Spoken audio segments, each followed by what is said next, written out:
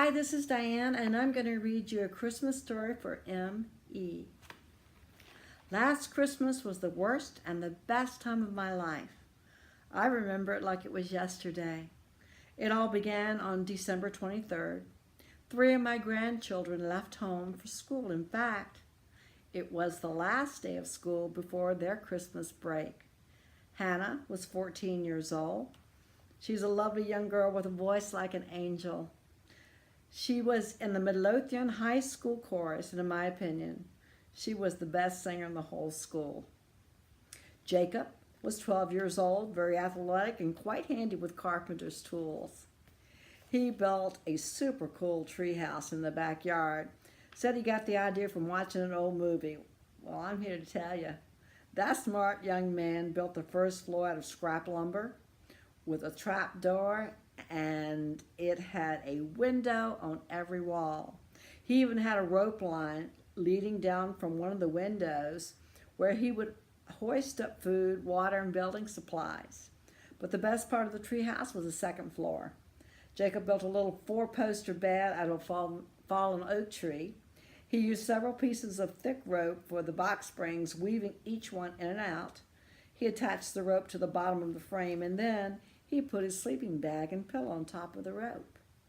Above the bed, on the ceiling, there was a piece of plywood and it had a chain attached to it. When he pulled the chain, the plywood would open up and you could see the stars. Emily is Jacob's twin sister, a cute, petite little thing. She likes to take care of animals, and we think she might grow up to be a veterinarian. One very cold, snowy, and blistery day in November of that year, she found a little white kitten lying on the front steps. Poor little animal was covered in leaves and twigs. The kitten was frozen stiff. Emily brought the tiny ball of white fur in the house. She sat down in front of the fireplace and she gently rubbed the kitten until it began to move. Emily named her new kitten Polar Bear, and to this day, Polar Bear loves to sleep in front of the fireplace. Their mom, Shannon, was a single mom working very hard to make ends meet. They weren't poor, but every dollar counted. Shannon felt bad that her kids had to wear hand-me-down clothes and shoes, but sometimes there just wasn't enough money to go around. Shannon, Hannah, Jacob, and Emily lived in a little brick house just on the outskirts of town. Shannon worked two jobs. She was an interior decorator for a large department store in the city during the day. And on the weekends, she worked as a receptionist for the local YMCA.